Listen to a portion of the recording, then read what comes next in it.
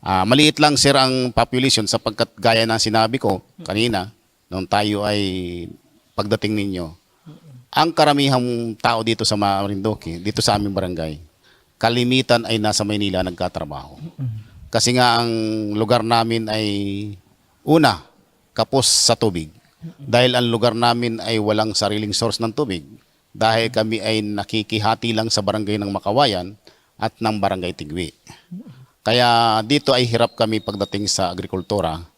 Yung mga upland ay talagang nahihirapan kami. Meron kaming ilang porsyon o ilang kaunti lang yung aming likalinangan na matatagpuan sa Sitio Punta. Pero kaya ang karamihan dito ay ang hanap buhay ng mga tao ay sabihin man nating magsasaka. Pero ang totoo nun sir ay hindi na masyadong nagabukid. Wala ka nang matatagpuan dito na nagatanim ng mais, bihira na yon. Bihira na rin nagatanim ng mani, umunggo. Ang talagang tinatanim lang dito ngayon ang marami-rami ay saging at saka niyog ang pinakamarami. Lahat halos naman ng tao dito ay may tanim na niyog. At yun yung number 1 pinagkakakitaan. At yung walang mga niyugan ay nakikitrabaho sa may mga niyugan. Katulad na yung mga namimili ng niyog, sila ay nagiging permanent na maglulukad. Kumbaga ay tumutulong sila ng paglukad. Sila yung titingkal niyan para kanila yung bao na kung saan yung bao ay ginagawa naman nilang uling na ibinibinta nila. Karamihan po yon. At yung namang iba, na mangingisda, ay hindi katulad dito sa ibang lugar na may mga malalaking palakaya. Dito lang kasi ay mga may kaunting motor na pumupunta dyan sa laot, dyan sa 104. Pero hindi karamihan. Karamihan dito ay yung mga, pero pag yung mga sibid lang, ang nahuhuli lang naman nila ay pang ulam. Yung mga naglalaot, yun yung nakakapagbinta ng kaunting isda para kanilang muling puhunanin at ikabuhay nila. Pero ang nakakalungkot lang sir, sa kabila ng aming lahat na kampanya, na lahat dapat ng ating mangingisda ay magparehistro para kapag may mga biyaya na gagaling sa gobyerno, ay sila'y mapasama. Ay kaso yung iba, hindi kahit inapagparehistro, hindi nila magawang magparehistro kasi nga ang katuwiran ay wala raw silang pamparehistro. Sabi ko naman, hindi naman kalakihan. Iba na kasi yung nakaregistered ka, kasi pag may mga biyayang matatanggap, pwede kang mapasama. At yung iba naman dito, titignan mo kasi yung record ng agrikultura. Kapag ikaw kasi ay registered sa Fisher Fox, kahit nga sir yung mga maninihilang, ay yung iba ay nakaregistered sa Fisher Fox, ay di siyempre mapapasama yan. Pero kung hindi ka nakaregistered, ay yun ang problema natin. Kaya yun yung aking, sa kabila na nung ang isang araw, ang araw ng Huwebes, kami ay nagpa-schedule ng insurance sa renewal na gusto naming ma-insure yung aming mga katulad ng mga sagingan at saka ng mga hayop. Ang problema lang sa ngayon sa sagingan sir ay lumaki yung kuta. Ginawang 250 puno ang saging. Sabi ko pagka ganyan ilan-ilan lang yung mapapag-register kasi hindi naman kasama yung suwi. Ako nga hindi nakapag-renew. Sabi ko ang akin tanim na saging ay mga 50 lang. Kung kasama ang suwi siguro pwede. Ay hindi raw po pwede. Kaya hindi namin na-renew yung aming mga sagingan. 3 tao lang ang nakapag-renew kung hindi ako nagkakamali. Tapos yung ang na-renew lang namin ay lang namin ay mga hayop, baboy, kalabaw, baka, yun. Na sapagkat kaya nga ni Sir yan ay hinihikayat ko na ma-renew sa insurance. Hindi naman natin lingid sa ating kalaman na dati ay nagkaroon dito ng ESF. At ang nakakatakot ngayon sir, sa bayan ng Santa Cruz ay may ESF na naman. Kaya ako'y natatakot na baka muling pumasok sa aming barangay. Na alam naman namin na yun yung number 1 pinagkakakitaan ng ating mga negosyante tungkol sa baboy. Kapag nangyari na naman kako yan, problema na naman yan. Kaya sabi ko nga nung makakausap ko yung isang membro ng ating kapulisan sa Torrijos, Sir, wala pa bang nakadeployed sa barangay ng Malinaw o Mabuhay para ma-checkpoint yung ating mga baboy? Kasi baka mamaya makapasok na naman sa Torrijos. Kawawa na naman ang mga taga-Torrijos. Ay sabi niya sa akin ay siguro magkakaroon naman. Kaya lang hindi ko alam sir sa ngayon kung meron na. Dahil kapag nakapasok na naman ang iisip, talagang problema na naman. Okay. Sayang na naman yung ating sayang yung mga baboy na naman ng ating mga kabarangay. Okay. So, Kapitan, pag-usapan naman natin maliban dun sa topografiya. By the way, ang inyo pong barangay ay ang pinakahuling barangay sa atin pong bayan ng Turios. Kung kayo po ay lalakbayin ang Tigui, Makawayan, Dampulan going to Tungib Lipata, Buena Vista. So ito po yung pinakahuling barangay. At pinakauna namang barangay kung ang daan nyo po ay seawall. Alright. So ang sasalubong po sa inyo ay ang Barangay Dampulan. Kaya naman meron po sila diyang ginawa na I Love Dampulan. Okay, puntahan naman natin ang usaping turismo dito, Kapitan. Okay. So kung may mga bago tayo dito na mga bisita at gustong makita ang ganda ng Dampulan, saan nyo dadalhin? At ano yung mga pinagmamalaki ninyo pagdating sa usaping turismo? Una, sir, makikita natin yung I Love Dampulan na kung saan ay nakatayo dyan sa may Boy Scout, sa may seawall. Na yun nga, meron kaming nung isang buwan ay meron kaming pinasang resolusyon sa ating pamahalaang panlalawigan. At ito'y na-receive na ni Sir Sani Paglinawan. At alam ko ay alam na rin ito ni Sir Reno Labay. Na kung saan ay humingi kami ng technical na para kami matulungan sa paggawa ng master plan. Kasi may pananaw kami na kinakailangang ma-develop yung lugar upang maging tourist destination. At ako'y nangangarap na kapag ito po ay naging tourist destination, ay kikita ang Barangay Dampulan. Kung ilan man porsyento yung maibigay sa amin, pasasalamatan po namin yon. Kasi hindi naman namin kayang i-develop ng barangay fund. Kaya tahanap kami ng pundo mula sa munisipyo, provincial o nasyonal. Kung kami matutulungan dyan at ma-develop yan, ako po'y naniniwala, sir, na malaking bagay ang isang lugar na mayroong tourist destination. At yun nga, sa kasalukuyan ay mayroon na kaming information center doon, hindi pa lang tapos. Mayroon na kaming public CR doon, hindi namin ma-open kasi nga wala pa kaming nakalinyang tubig doon. Okay. Pero tayo ay nakipag-ugnayan na sa ating munisipyo at mayroon na pong mga materialis na ilalagay dyan, hindi pa lang nila ini-istila. At kapag muna i-istila yon, yung mga pipeline papunta doon at magpapakabit din kami, sir, ng ilaw doon dahil mayroon namang linya na ngayong taon papasok, ilalagay namin sa EIP. At kapag nangyari yung ilaw at tubig at nagawa na yung master plan at mapunduhan kami doon na, sir, magsisimula yon. At gusto ko unang-una magkaroon ng mga makakainan at maayos na may inom na tubig. At yun nga, kailangan na may kuryente. Kasi pag inabot ng gabi yun, saan naman, mahirap pagkagabi. At sabi ko nga kay Governor nung kami magkausap ng personal, pagka po Governor kami ay nangyari na yan, gusto namin magkaroon ng hotel sa lugar. Para yung mga gagabihin ay mayroon namang matutulugan. Okay. At ang amin namang ipapangako dyan, kung para naman masubaybayan yan. Kasi naman dito sa Dampulan, sir, ay 7 to 4 ng umaga ay meron da. Pwede naming i-deploy yung aming mga tanod dyan kapag kaya na nag-ooperate na para man mapangalagaan yung lugar. Kasi napakahirap talaga, sir, ng ano. Saka mahirap talaga ang signal doon. Sabi ko nga, kapag mayroon nag-ooperate doon at may signal na doon, pwede natin palagyan ng PLDT doon para magkaroon ng maayos na communication. Yung lugar. At tapos, sir, yung Makulili Spec na kung saan ay meron na pong barangay ordinance yan at ako rin po ang may akda nung ako ay kagawa nitong 2018. Naipasa po sa sangguniang bayan yan at sa kalukuyan ay approved ordinance. Pero hindi namin ma-implement sa ngayon, sir. Dahilan ngayon ay pansamantalang sinuspindi ng ating municipal tourism officer kasi nga ang dahilan ay walang kaming accredited na tour guide. Walang trained na tour guide at porter.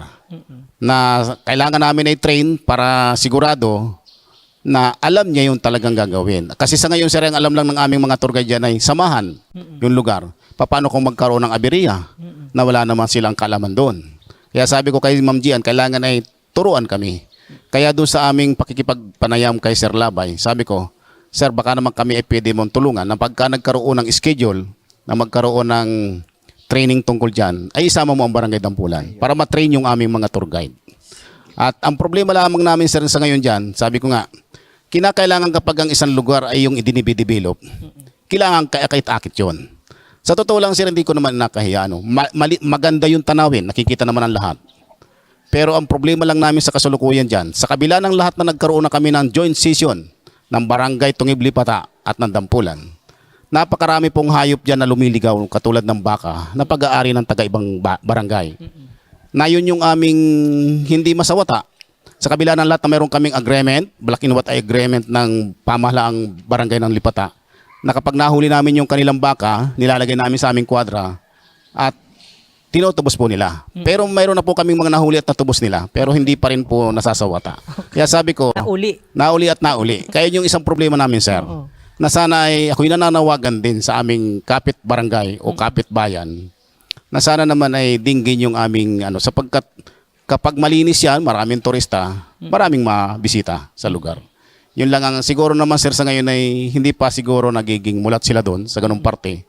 Kaya ako'y umaasa pa rin na darating ang panahon, lalo na kapag tinulungan tayo ng munisipyo at provincial sa developing, baka naman ititigil na yung pagpapaligaw ng hayop doon. Kasi talagang yun ang problema, sir.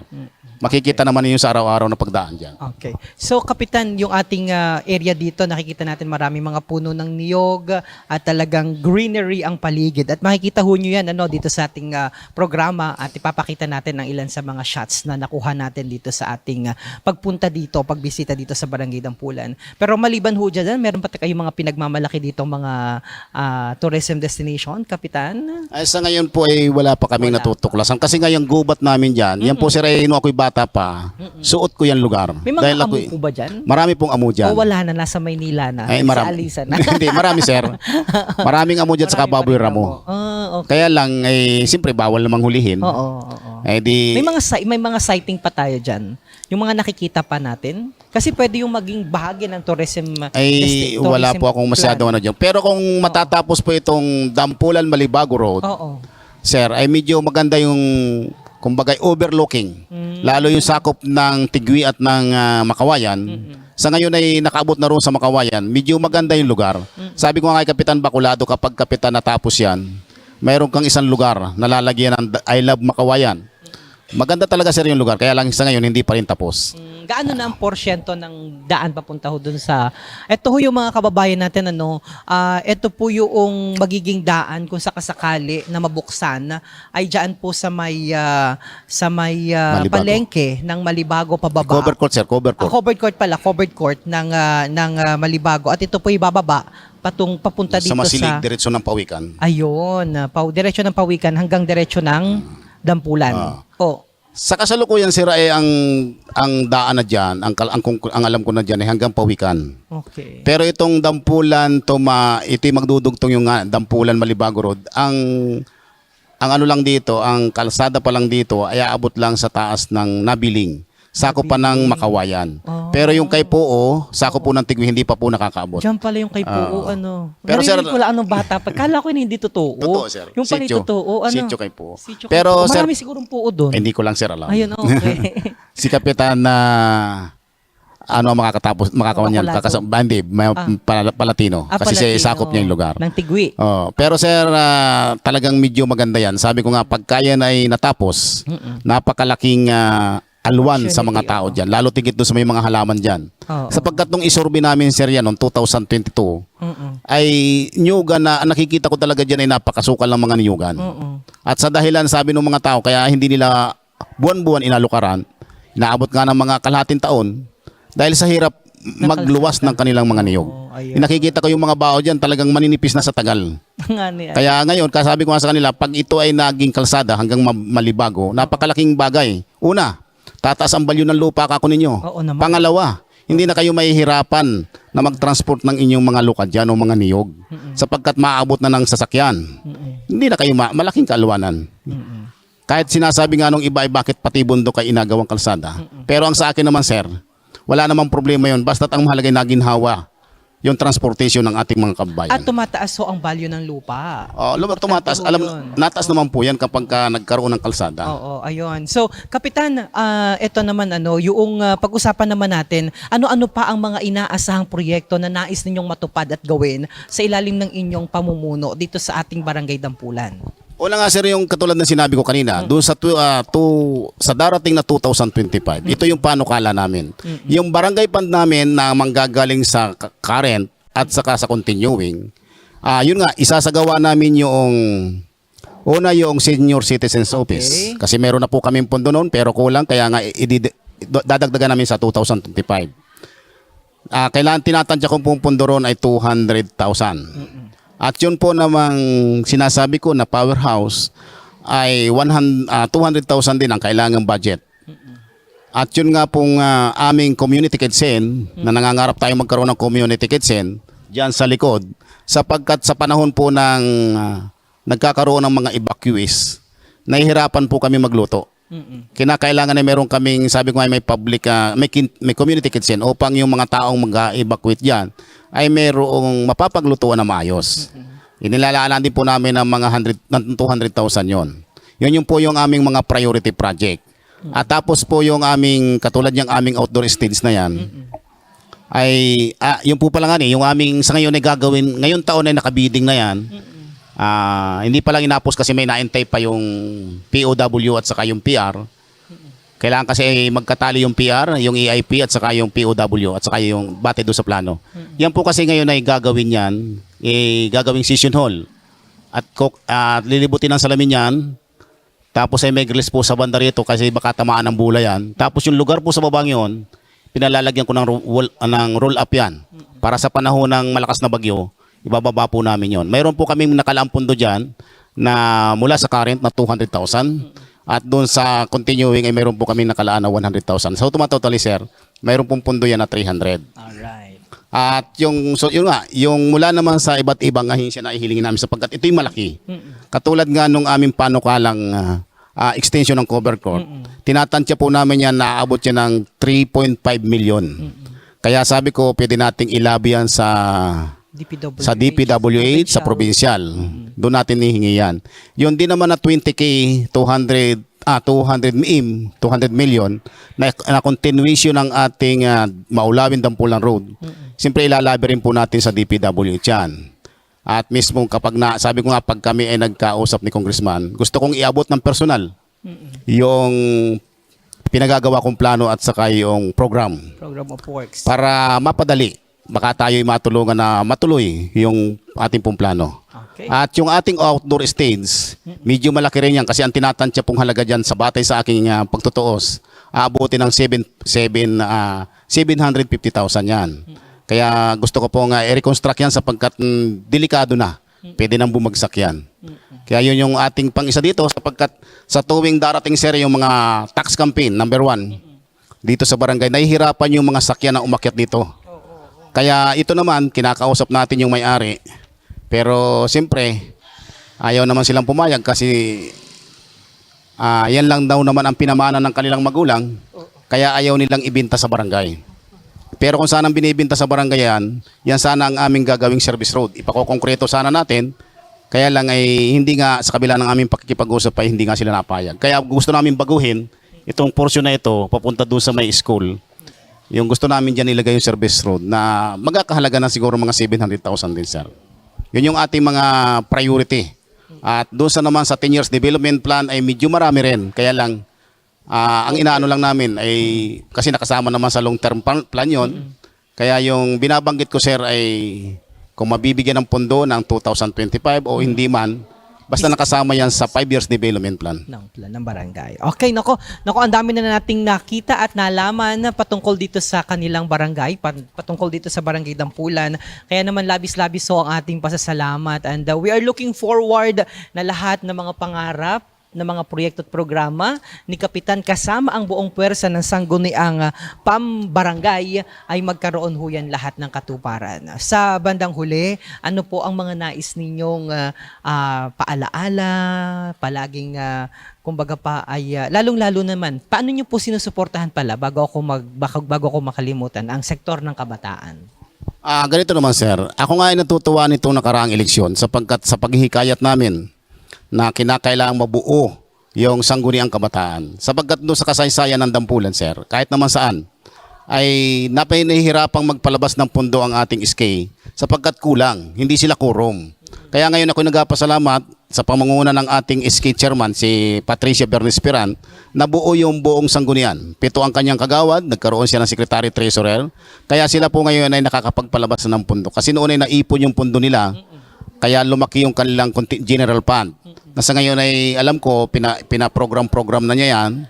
At kaya medyo lang nahuli yung Victory yung Summer League kasi nga natagalan yung pagpalabas nilang pondo dahil bagong upo. Kumbaga ay ni-review pa ng ating municipal budget officer yung kanilang budget. At kung may mga pinabalik na kinakailangang ayusin, kaya medyo na-delay yung kanilang pagpapalaro. At ako'y natutuwa naman sapagkat buo sila. At ang amin naman suporta, sabi ko, yan naman ay sa inyong pundo. Yung inyong 10%, kayo ang bahalang mag-disburse niyan, bahala kayong magplano. Pero ang amin lang naman dyan ay supervision.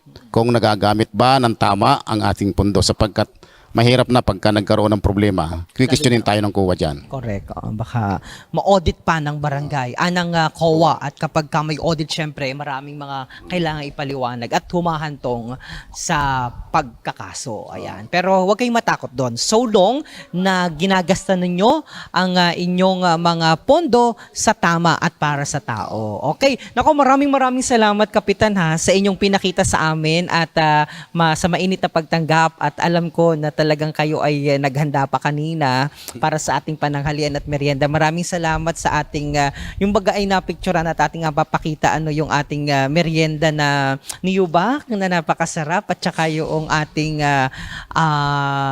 buko juice na talagang ako. At saka nag-enjoy ako. Ang inulam ko, Kapitan, kanina ay yung inyong inihanda na sinabawang taktakin. Talagang kailangan taktakin. Oo. Yung aming Abalone. specialty Oo. na yung kung tawagin na ay manhik dito Manhik. Oo. na pangalan ng mga taga-Banto niyan. Oo. Pero sa totoong pangalan Oo. ay kapag nag-research ka ay abalon. Abalone. Pero kasi nga po ay hindi ang hibas ay hapon, kaya hindi kami nakapaghanda noon. Yun talagang aming pinagmamalaki, sir. Na gusto namin, sabi ko nga sa aming agriculture office, baka pwede kami turuan kung paano ma-culture ng yung abalon kasi talagang pangarap namin na ma-culture na maayos. Kasi kailangan i-culture na maayos kasi na unti-unti nang nauubos. Kaya lang nga sabi ko kapag ka nagkaroon niya, magkakaroon ng ordinansa para magkaroon ng Oo, limitasyon. Tama po. Para hindi naman kumbaga ma-harvest ng tama. Oo, ayun. Kasi nakuha nila kahit pinong-pino pa. Ayun. So nako, Kapitan, maraming salamat sa mainit na pagtanggap at naramdaman ho talaga namin at labis-labis ako natutuwa at nakilala kita ng personal. At the same time, nalaman ko napakahusay po ng inyong barangay, Captain, ha, dito sa inyong barangay Dampulan at talagang natutuwa ako. Totoo nga po 'yun, totoo po 'yun. Kapag nagagampanan ng isang padre di pamilya o ng isang miyembro ng pamilya ang kaayusan, sistema sa kanilang bahay o sa kanilang tahanan, kayang-kaya niya po yang dalhin sa loob ng isang pamayanan. More so sa isang barangay makapaglingkod sa ating mas nakararaming mga kababayan. Congratulations po, Kapitan. And tayo po ay labis-labis ang kagalakan at tayo po ay nabigyan ng pagkakataon na maipakilala po sa ating mga kababayan, hindi lamang po sa buong sambayanan ng bayan po ng Turios, bagkos ay sa buong Marinduque, sa buong Pilipinas at sa buong mundo.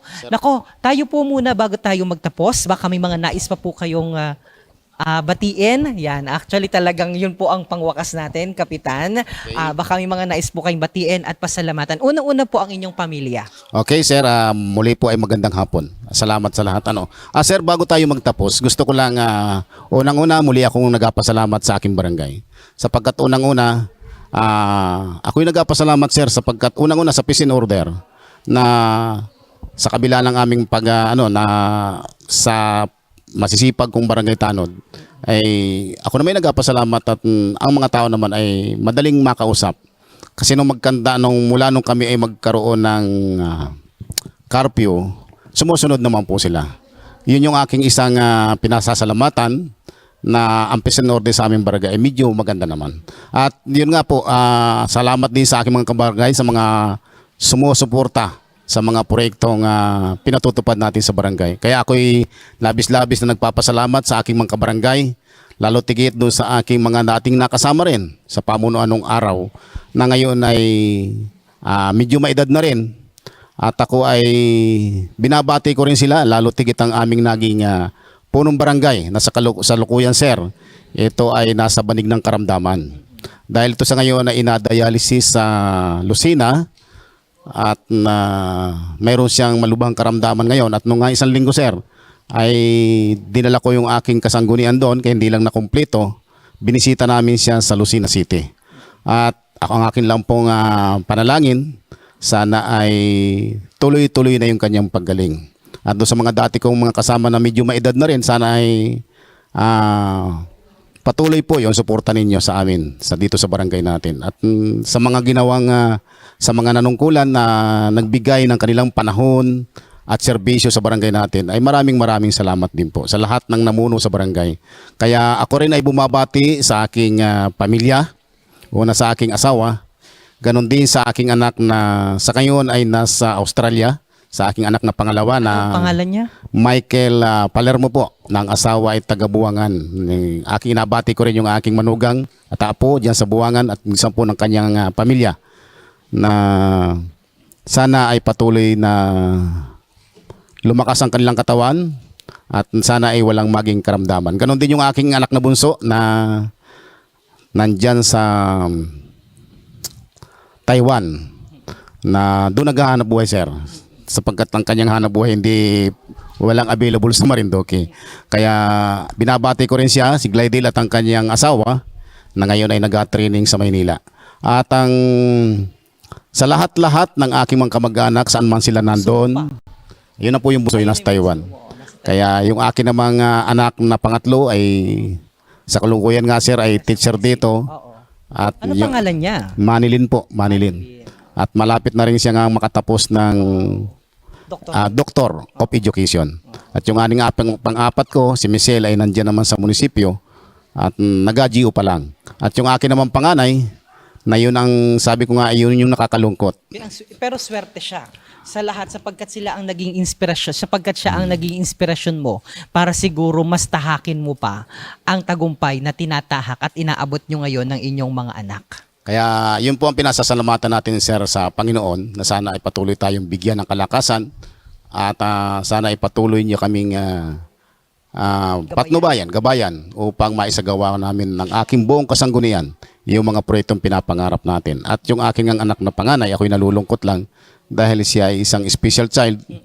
At yun nga, ay sabi ko nga, ay hindi naman natin mapipigilan sapagkat siguro yun ang kapalaran. Pero ganun pa man, tayo nagpapasalamat sa Panginoon sapagkat tayo naman ay kahit papaano ay tayo ay nakakaraos sa buhay. Kaya ang aking panawagan sa lahat, sa lalo tigit sa mga magulang, lalo tigit yun sa mga padre de pamilya na sana ay patuloy po ninyong suportahan ang inyong mga anak na pag-aralin sapagkat ako'y naniniwala, sir, na ang pag-aan ng isang ang edukasyon ay magiging susi ng tagumpay ng isang tao. Kaya doon sa mga magulang na nagpaparal, sikapin talaga na mapatapos yung kanilang mga anak.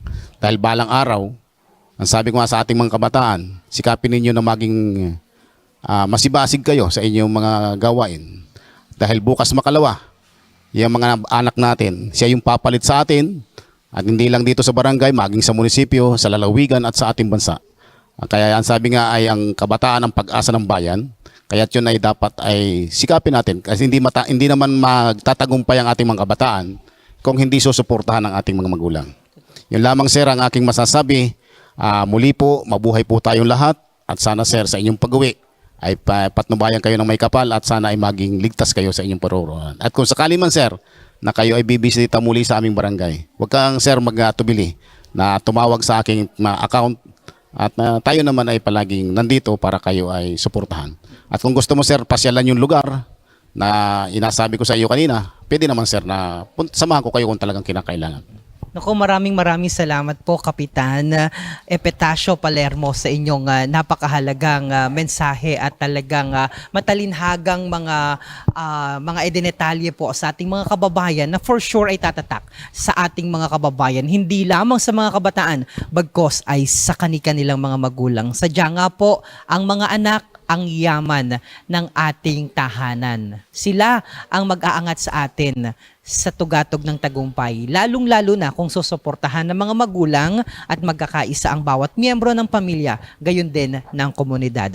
Kaya labis-labis po ang aming pasasalamat sa buong puwersa ng sangguniang pambarangay ng Barangay Dampulan sa pangunguna of course ni Kapitan Epitacio Palermo, gayon din po sa lahat ng nakasama natin na talagang nandito sila mula pa kanina, si Kagawad Jimmy Nares, gayon din po si Kagawad Melvin Fabula, si Kagawad Manuel Pantas Jr., Kagawad Annabel Fiecas, Kagawad Danilo Ferran, Kagawad Ronnie Fiestada, gayon din si Kagawad Araceli Del Mundo, gayon din si SK Chairperson Patricia Vernice Ferran at si Secretary Renalyn Saludes, gayon din po si Ronalyn Saludes, gayon din po ang ating treasurer si Nympha Revilla. At sa lahat po ng tumutulong mula po sa barangay health workers, ang ating pong mga barangay nutrition scholar, gayon din po ang ating mga barangay tanod, maraming salamat po sa inyong walang sawang pagmamahal at pagsuporta sa mga aktibidades ng ating kapitan at para matulungan pang iangat ang buhay ng ating mga kababayan dito po sa Barangay Dampulan. Lalo't higit ang ating pong mga miyembro ng Sangguniang Kabataan. Sabing na mismo ni Kapitan kanina, kabataan sadya ang pag-asa ng ating inang bayan. Nako, kami po ay pansamantala na magpapaalam dito po sa ating programa. Kapitan, baka may mga nais ka pang batiin? Wala na? Ano ang nais mong iwan na mensahe sa ating mga taga-Dampulan? Ang nais ko lang pong iwang mensahe, sana, yun nga po inuulit ko, patuloy po ninyong suportahan ang mga programang pambarangay ng ating barangay. At sabi ko nga, ako naman ay full-time sa barangay, sir. Maliban ko ako ay may seminar o training sa ibang lugar, ako naman ay palaging nandito. At kung ano man yung inyong pangangailangan sa abot ng aking makakaya, ay ginagawa po naman natin. Lalo tigit yung mga nangangailangan na lalo tigit yung kapos sa pinansyal, lalo tigit yung kailangan matulungan para sa pagpapagamot sa iba't ibang lugar. Ayan po naman ay natutulungan natin. Pagamat wala man tayong salapat na salapi ay nasasamahan natin sa mga ahensyang tumutulong tungkol dyan. Ayun. Kaya lalo tigit sa DSWD, ganun din sa ating PSWD, nakakabot tayo dyan. At sa tanggapan po ng ating DSWD, ganun din sa tanggapan ni Congressman. Tayo po ay hindi nag-aatubili pagdating sa ganung mga bagay. Ayun. Maraming salamat po once again at sadya nga po sa pamamagitan ni Kapitan Epitacio. Ano pong nyo? Hindi, ang ibig ko pong sabihin ay may tawag ba sila sa iyo na anong tawag dito? Ay nickname? Oo. Ipit. Nako, napakarami nating natutunan kay Kapitan Epitacio Palermo at talagang ako'y tuwang-tuwa, labis-labis ang aking kasiyahan, lumulukso ang aking puso sa mga programa at proyekto na kanilang ginawa para sa kanilang barangay. Sadya nga po at tunay nga po sa pamamagitan ng liderato at pamumuno ni Kapitan Palermo, makikita natin ang pagyabong ng ating Barangay Dampulan para sa isang bagong Pilipinas. Ako naman po si Romeo Mataak Jr., ang inyong nakasama sa ating programa na Kapihan at Erguhan. Hayaan nyo pong puntahan namin mismo kayo sa inyong barangay sa susunod na episode ng aming programa. Ako po ay labis-labis na nag-iimbita po sa inyo na antabayanan at subaybayan po kami sa susunod na episode ng aming pong programa. God bless everyone. Mabuhay po ang bawat isang Marinduqueño, lalo't higit ang bawat isang Torrejoseño saan mang panig ng mundo. Tara po kayo sa Barangay Dampulan. We love Barangay Dampulan!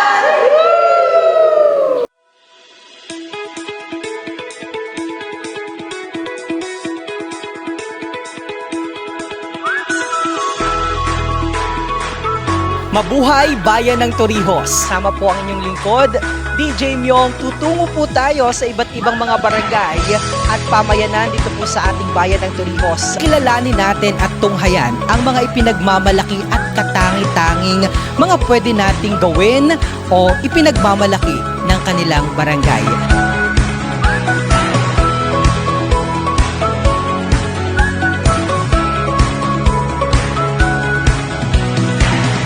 Kapihan at Erguhan with DJ Myong.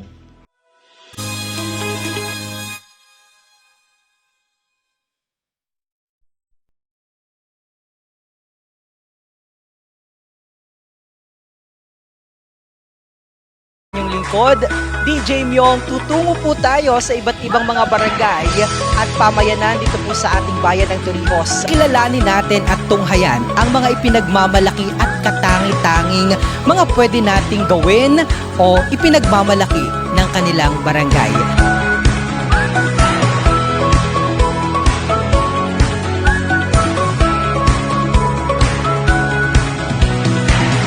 Kapihan at Erguhan with DJ Myong.